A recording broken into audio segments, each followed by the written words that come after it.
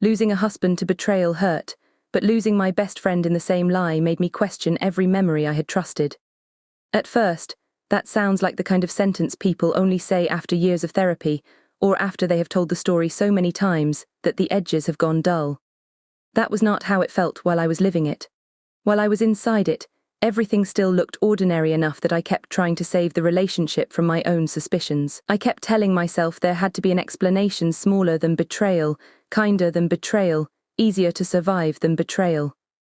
The truth did not care what I was ready for. She had been in my life so long that I stopped thinking of her as a separate relationship. She was woven into birthdays, late-night calls, hospital visits, inside jokes, and every season of my marriage. When someone like that betrays you, the damage spreads in two directions at once. You are not only losing a partner, you are also losing the person who knew exactly where you were soft and chose that knowledge as a weapon anyway. The hardest part to explain to people who have never lived through this kind of betrayal is how ordinary love makes you vulnerable in practical ways. You build habits around a person. You assume cooperation. You stop scanning every interaction for danger because commitment is supposed to reduce that burden, not increase it. That is why the early warning signs are so easy to miss. They arrive inside normal life, mixed in with shared meals, errands, bills, inside jokes, and routines that still look solid from a distance. By the time suspicion feels serious, your heart is already heavily invested in preserving a life that may no longer exist in the form you believed. What I did not understand then was how much trust can disguise danger when you are invested in continuity. There were details I ignored because they looked harmless under friendship. They texted too often, but she was family to us. She knew his schedule too well, but we had all spent years around each other. He defended her in arguments that had nothing to do with him. She sometimes seemed more interested in my marriage than in my feelings. None of that seemed explosive until the pattern finally lit up all at once and showed me what had been hiding under the language of closeness. I kept minimizing it because I wanted the relationship to remain something I could repair with patience rather than something I would have to survive by leaving. What made it worse was not just the event itself. It was the way each new detail forced older memories to change shape. Moments that once felt harmless became loaded. Conversations that once felt routine became suspicious in hindsight. That is one of the ugliest parts of infidelity and deception. It does not only injure the present. It reaches backward and contaminates the meaning of things you once held with trust. What nobody prepares you for is how much energy betrayal steals before the relationship even officially ends. You start rereading old moments, checking your own tone, wondering whether you missed something obvious or whether you were simply loyal in a world that rewards people who hide well. That internal spiral is exhausting because it turns your own memory into a witness you no longer fully trust. I lived inside that spiral longer than I should have, mostly because admitting the full truth would have required me to accept how much of my life was about to change. The truth surfaced through something stupid and small. She sent me a screenshot meant for someone else, and in the corner of the image I saw his contact pinned in a way that no married woman wants to see between her husband and her supposed best friend. That single mistake pulled a thread I could not stop pulling. Messages, call logs, strange overlaps in time. A dinner I had missed because I was sick that suddenly meant something very different. Once I started looking, the entire illusion began to peel. Once suspicion became evidence, I entered a phase I still do not remember fondly. It was part investigation, part emotional free fall. I was checking devices, dates, receipts, and timelines while also trying to function like a normal adult. Every confirmation hurt, yet every confirmation also made me calmer in one specific way. I was no longer crazy.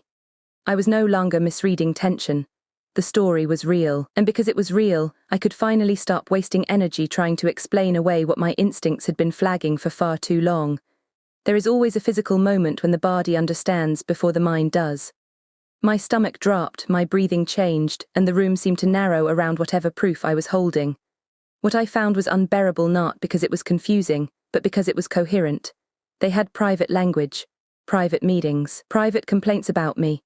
There were messages where she told him I was too trusting, where he called me dramatic for noticing distance I had every right to notice, where they reassured each other that I would never connect the dots because I loved them both too much to suspect this kind of cruelty. That line shattered something fundamental in me. From that point on, I was no longer trying to decide whether something was wrong. I was trying to measure how long I had been living beside it without fully naming it. The scale of the truth matters because it changes the emotional category of what happened. Double betrayal changes your relationship to memory. I looked back at birthdays where she hugged me while sleeping with my husband. I remembered nights when I cried to her about feeling him drift away, and she comforted me while already knowing why. There is a special kind of cold in realizing the person helping you survive the damage is one of the people causing it. It made me feel stupid at first. Later I understood that my trust was not stupidity. Their willingness to exploit it was the shameful thing. Once I understood that, I stopped asking whether the damage could be explained softly.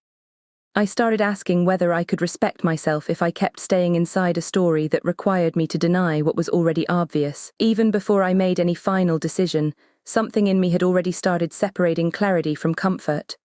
Comfort would have meant delaying the inevitable, softening language, and pretending confusion was still possible. Clarity meant naming what was in front of me without dressing it up. That shift hurt, but it also gave me back a level of internal steadiness I had been losing for a long time. Eventually there is always a confrontation, whether you want one or not. I confronted him first because I wanted to see whether the husband I had built a life with would choose truth once he understood the lie was over. He did what liars do. He minimized, redirected, begged for nuance, and acted offended that I had gone through what I needed to go through in order to prove what he had hidden. Then I confronted her, and somehow that was worse. She cried immediately, which told me she had always planned for being caught eventually. She just never thought the timing would stop her from controlling the script. In that conversation I learned something I have seen repeated in almost every betrayal story since.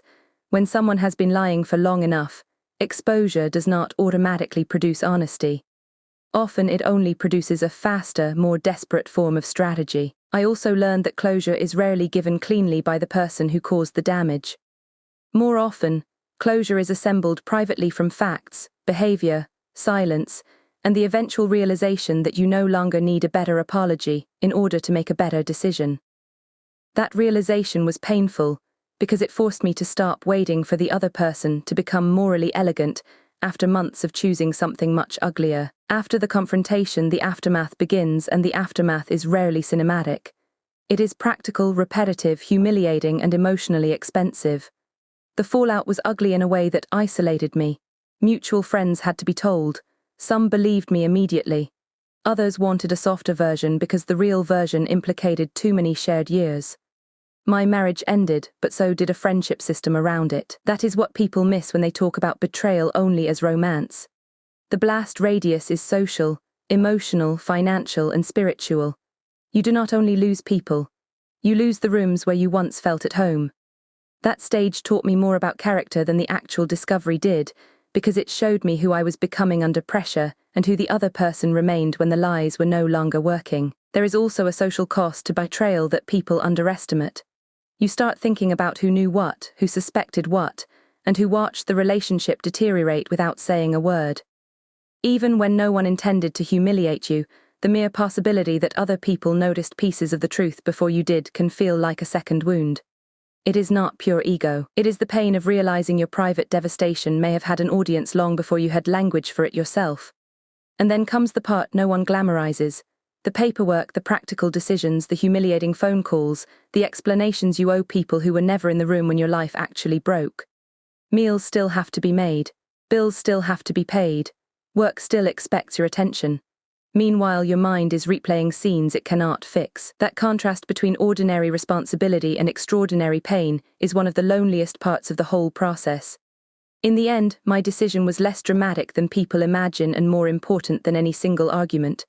I cut both of them off, not because I was done hurting, but because access is a privilege, and neither of them had earned another minute of proximity to my life. Healing was not graceful. I cried in grocery store parking lots, sat awake replaying old conversations, and kept asking how two people who knew me so intimately could reduce me to an obstacle in their private story. Eventually the question changed. Instead of asking how they could do it, I started asking why I should let their choices define my future. That was the beginning of recovery. That decision did not erase grief. It simply gave grief a direction. Instead of circling endlessly around the betrayal, I began moving away from it step by difficult step. Recovery did not begin with peace, it began with routine. I had to rebuild trust in small, unglamorous ways, by keeping promises to myself, by protecting my sleep, by speaking honestly to the people who had earned access to my life, and by refusing to keep confusing suffering with loyalty. That process was slower than I wanted and less dramatic than movies teach us to expect. But it was real, and reality mattered more to me now than performance ever could. A major part of recovery had nothing to do with the other person, and everything to do with identity. I had to figure out who I was when I was no longer organizing my choices around managing their moods, their lies, or the fallout from their decisions. That sounds abstract until you live it. Then it becomes very practical.